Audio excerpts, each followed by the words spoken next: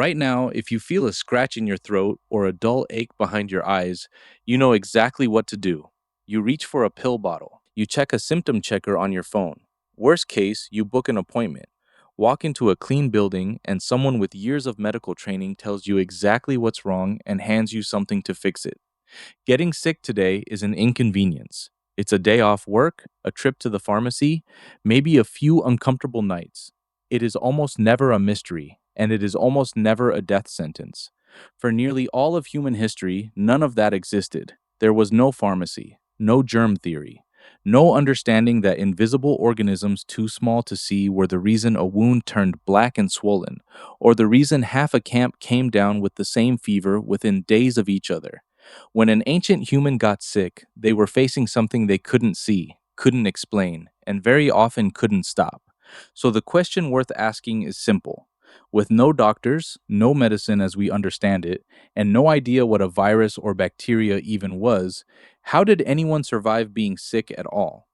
Let's start with how dangerous sickness actually was, because it's easy to underestimate from where you're sitting.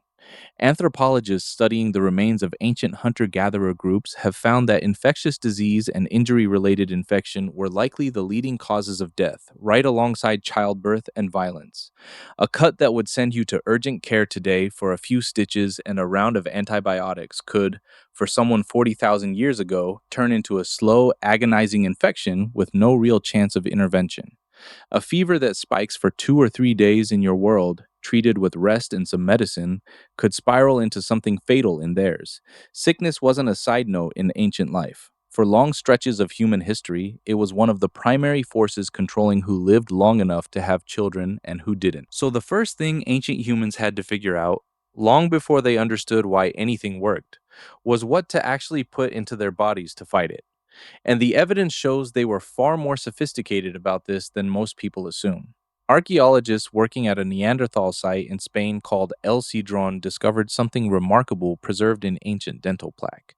Tiny fragments of food and plant material trapped in the tartar on fossilized teeth. Inside that plaque, researchers found traces of chamomile and yarrow, two plants known even today to have anti inflammatory and mild pain killing properties. What made this discovery striking wasn't just that the plants were there, it's that both plants taste bitter and offer essentially no nutritional value. There's no reason to eat them unless you specifically want the chemical effect they produce. Whoever ate that plant 40,000 years ago almost certainly wasn't eating dinner. They were self medicating, and that wasn't an isolated case. Across the ancient world, from Africa to Europe to the Americas, researchers studying traditional and prehistoric medicinal knowledge have found an enormous, independently developed body of plant based treatment. Willow bark, which contains a compound closely related to what would eventually become aspirin, was chewed or brewed to reduce pain and fever. Certain molds and fungi, the same ones that would eventually lead to the discovery of penicillin thousands of years later, were applied directly to wounds because people had noticed, purely through trial and observation, that wounds treated with them healed better than wounds left alone. None of these people understood bacteria. None of them had a microscope or a chemistry lab. What they had instead was generations of careful observation, trial, error, and the willingness to remember what worked and repeat it, then pass that knowledge down to the next generation exactly the way you'd pass down which berries were safe to eat. But knowing which plant helped was only half the problem, because the ancient world also had to deal with wounds directly, and wounds were terrifying in a way that's almost impossible to relate to today. A deep cut wasn't just painful, it was an open door for infection. And infection, left unchecked, meant a slow spread of swelling, fever, and eventually death. So ancient humans developed surprisingly advanced methods for dealing with injury directly. Archaeologists have found evidence of wound care going back tens of thousands of years, including the use of natural antiseptics like specific plant resins and even animal fat, which could help seal a wound and slow bleeding. In some regions, people used spider webs, packed directly onto open wounds, something that seems almost unbelievable until you learn that certain spider silk actually does have mild antimicrobial properties, a fact modern researchers only confirmed relatively recently. And then there's one of the most astonishing discoveries in the entire history of ancient medicine: trepanation. This is the practice of drilling or scraping a hole directly into a living person's skull, and it is one of the oldest known surgical procedures on Earth, with confirmed examples dating back over 7,000 years across sites in Europe, Africa, and South America. It sounds almost impossible to survive, and yet here's the detail that stuns researchers every time. Many of the skulls examined show clear evidence of bone regrowth around the edges of the hole, meaning the person didn't just survive the surgery itself, they lived for months, sometimes years afterward. Nobody knows for certain why this procedure was performed so widely and so consistently across cultures that had no contact with each other. But the leading theories point toward attempts to relieve pressure from head injuries, treat severe headaches or seizures, or address what ancient people may have interpreted as evil spirits trapped inside the skull. Whatever the reasoning, the fact remains that ancient people were performing actual invasive brain surgery with stone tools, with no anesthesia beyond whatever plants they had access to, and a meaningful number of patients survived it. Now, here's something that might surprise you even more, because it wasn't just physical treatment that mattered. Isolation, the exact strategy your entire world leaned on during recent pandemics, appears to have deep roots in ancient human behavior as well. Anthropologists studying isolated tribal groups that maintained traditional lifestyles into the modern era have documented practices where individuals showing signs of serious contagious illness were moved to separate shelters, away from the main group, sometimes with a single caretaker assigned to bring food and check on them. This wasn't written down as medical policy anywhere. Nobody had a germ theory to justify it. But repeated observation over countless generations almost certainly taught ancient communities a brutal lesson that people who got sick around the same time as someone else, in close proximity to them, tended to get sick too. Without ever understanding why, they arrived at one of the most fundamental principles of modern epidemiology through nothing but pattern recognition and hard experience. Community itself turned out to be one of the most powerful tools ancient humans had against sickness, in ways that had nothing to do with medicine at all. In a small hunter gatherer group, an individual too sick to hunt or gather still needed to eat.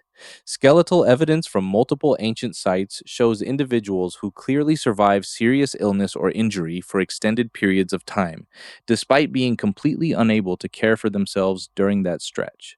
Researchers studying these remains have concluded that the only realistic explanation is that other members of the group fed them, protected them, and kept them alive through the worst of it, sometimes for weeks or months. There was no insurance system, no hospital bed, and no safety net beyond the people standing next to you. That group, in a very real sense, functioned as the only healthcare system that existed. Then there's the mental and spiritual side of ancient sickness, something that's easy to overlook but was almost certainly just as important as any plant or procedure. Across cultures with no contact with one another, we find strikingly similar beliefs that illness was caused by spirits, curses, or angry ancestors, and that healing required more than physical treatment. It required ritual. Shamans, healers, and spiritual leaders performed ceremonies alongside physical treatment, chanting, burning specific plants, using rhythmic drumming or dancing meant to draw out whatever unseen force was believed to be causing the sickness. It's tempting from a modern perspective to dismiss all of this as pure superstition, and in a strictly biological sense, much of it likely did nothing to fight infection directly. But there's a growing body of modern research into what's called the placebo effect and the mind's genuine influence over physical healing, stress reduction, pain perception, and even immune function. A sick person surrounded by their community, comforted by ritual, believing genuinely that they were being cared for and healed, may well have had a real physiological advantage over someone left completely alone and terrified. The ritual wasn't just superstition. It may have been an early, unknowing form of psychological medicine. Diet also played a critical, often overlooked role in how ancient people handled illness. When someone in the group fell sick, there's evidence that certain foods were specifically reserved or prepared differently for them. Softer foods, specific broths, and in some documented traditional cultures, particular animal fats or organs believed to restore strength. Modern nutritional science has actually validated some of this instinctive practice. Organ meats, for example, are extraordinarily dense in exactly the vitamins and minerals, like iron and vitamin A, that a body fighting off infection desperately needs.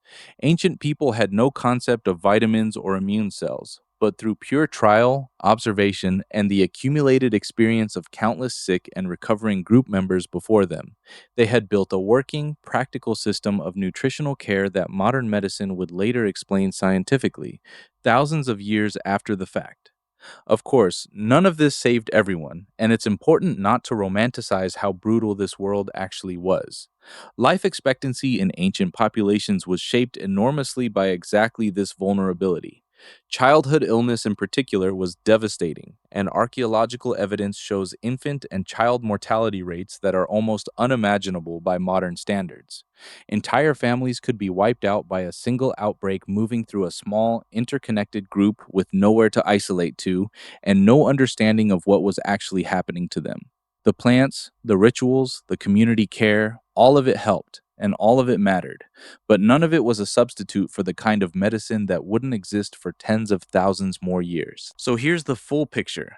Ancient humans didn't have pharmacies, but they built an enormous, hard won library of medicinal plant knowledge through nothing but generations of trial and observation. They didn't understand bacteria or viruses, but they figured out, purely through pattern and consequence, that separating the sick from the healthy could slow whatever was spreading. They didn't have hospitals, but their communities functioned as the only support system standing between a sick person and death, feeding them, protecting them, and keeping them alive through illnesses that would have killed them alone. They didn't have surgeons in the modern sense, but somewhere, incredibly, people were drilling into living human skulls and watching patients survive and heal for years afterward.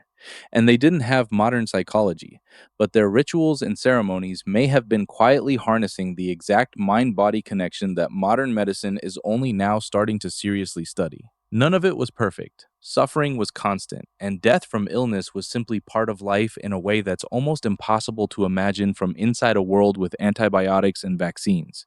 But the fact that our species survived at all, that entire populations pushed through outbreak after outbreak, injury after injury, with nothing but plants, instinct, ritual, and each other, tells you something remarkable about human resilience.